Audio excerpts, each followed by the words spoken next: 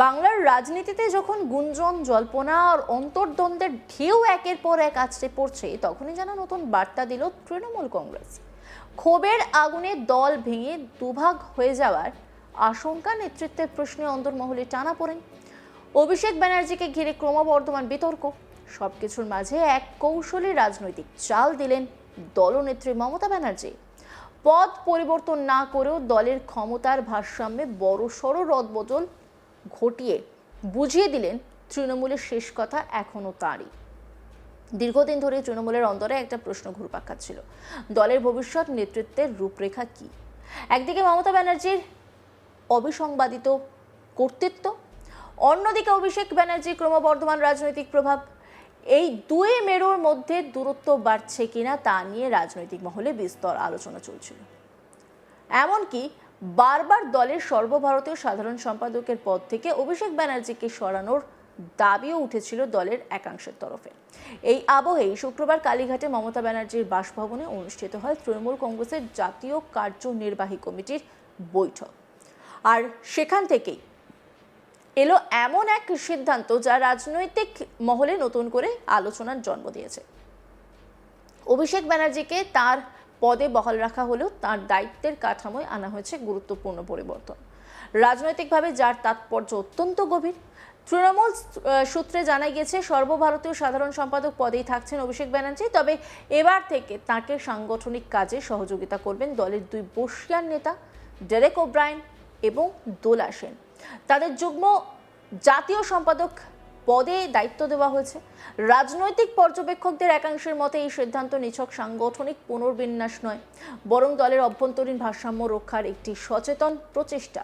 কারণ এতদিন সর্বভারতীয় সাধারণ সম্পাদক হিসেবে সংগঠনের বহু গুরুত্বপূর্ণ সিদ্ধান্তে অভিষেক ব্যানার্জির প্রভাব ছিল স্পষ্ট, কিন্তু এখন ডেরেক ওব্রায়েন এবং দোলা সেনকে রেখে কার্যত একটি যৌথ কাঠামোর তৈরির চেষ্টা।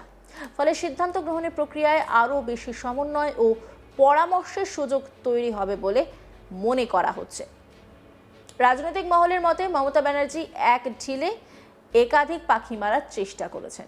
একদিকে অভিষেক ব্যানার্জিকে সরিয়ে না দিয়ে তার মর্যাদা অক্ষুণ্ণ রাখা হয়েছে, অন্যদিকে দলের অন্দরে যারা ক্ষমতার অতিরিক্ত কেন্দ্রীকরণ নিয়ে প্রশ্ন তুলছিলেন তাদের কাছেও একটি বার্তা পৌঁছে দেওয়া হয়েছে, তৃণমূলে ব্যক্তি নয়, সংগঠনই শেষ কথা।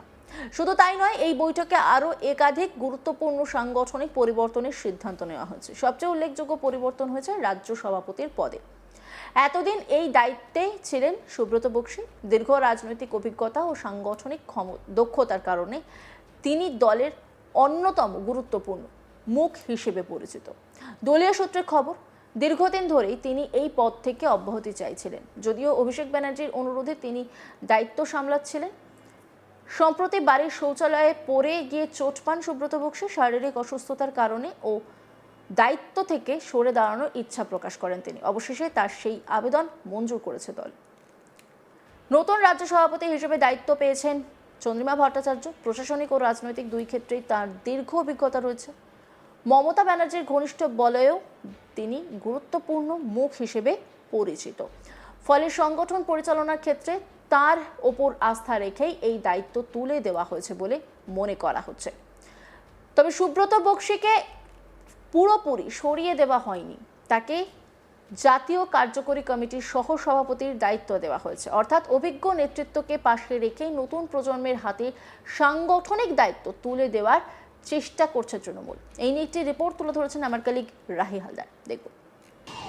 তৃণমূল কংগ্রেসের একবারে ল্যান্ডস্লাইড হারের পর থেকেই যেভাবে দলের মধ্যে ভাঙন শুরু হয়েছিল, তড়িঘড়ি সেই ভাঙন রুখতে নতুন কার্যকরী কমিটি তৈরি করার সিদ্ধান্ত নিয়েছিলেন তৃণমূল সুপ্রিমো। সেই মতন কালীঘাটে কিন্তু একেবারে 2 দিন ধরে দুটি বৈঠক হয়। প্রথম দিনের বৈঠক হয়েছিল যেখানে একাধিক তৃণমূলের নেতা নেত্রীরা ছিলেন, অভিষেক বন্দ্যোপাধ্যায় ছিলেন, এবং দ্বিতীয় দিনের যে বৈঠক গতকাল হয় তারপরেই কিন্তু নতুন কার্যকরী কমিটি তৈরি করা হয়েছে। যে কমিটিতে কিন্তু অভিষেক বন্দ্যোপাধ্যায়, যিনি একবারে তৃণমূলের সর্বভারতীয় সম্পাদক ছিলেন, তার সেই ক্ষমতা সেটা কিছুটা খর্ব করা হয়েছে, এবং সেখানে কিন্তু আরো দুজনকে যুগ্ম সহকারী সম্পাদক হিসাবে কিন্তু যোগ করা হয়েছে। এবং তারা হচ্ছেন একদিকে যেমন এই যে দলের ওয়ার্কিং কমিটির সদস্য যে মিটিং, সেই মিটিং কিন্তু গতকালই হয়েছে। এবং এরপরেই সর্বভারতীয় সম্পাদক অভিষেক বন্দ্যোপাধ্যায়ের যে ভূমিকা ছিল সেখানে কিন্তু দোলা সেন এবং ডেরেক ওব্রায়েন দুই সাংসদকে কিন্তু যুগ্ম সম্পাদক করা হয়েছে। বলাই যায় যে একবারে অভিষেক বন্দ্যোপাধ্যায় তিনি একা হাতে যে সিদ্ধান্ত নিতেন সেই সিদ্ধান্ত তিনি আর একা হাতে নিতে পারবেন না। সেখানে দাঁড়িয়ে আরো দুজন যুক্ত হয়েছেন সেই কার্যকারী কমিটির যে মিটিং হয়েছিল সেখানে, এবং এরপরেও কিন্তু একাধিক রদবদল হয়েছে গোটা এই কার্যকারী কমিটির মধ্যে।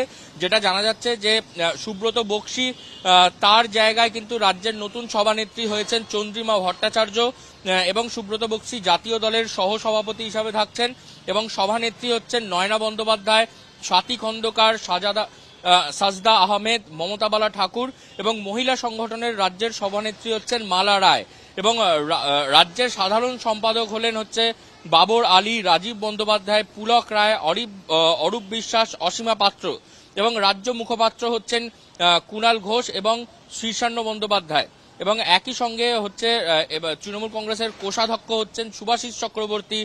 ঋতব্রত বন্দ্যোপাধ্যায় যে শ্রমিক ইউনিয়নের দায়িত্ব দেওয়া হয়েছিল সেই দায়িত্ব এবারে দেওয়া হলো মলয় ঘটককে, এবং মদন মিত্র তিনি দেখবেন হকার ইউনিয়ন এবং কেন্দ্রীয় সরকারি সংস্থার যে কর্মচারী সংগঠন সেই কর্মচারী সংগঠনের যে লিগ্যাল সেল বা কর্মচারী সংগঠনগুলি সেগুলি দেখবেন, এবং রাজ্যের যে কার্যকারী কমিটির সদস্য থাকছেন জ্যোতিপ্রিয় মল্লিক, জয়া দত্ত, রানা চট্টোপাধ্যায়, বিদেশ বসু, ত্রিরঙ্কুর ভট্টাচার্য, এবং 7 দিনের মধ্যে জেলা কমিটিও ঘোষণা হবে, এবং সায়নী ঘোষ তিনি যে দায়িত্বে ছিলেন যুবনেত্রী, যুব মোর্চার নেত্রী, তৃণমূল যুবনেত্রী, সেই পদেই কিন্তু তাকে বহাল রাখা হয়েছে।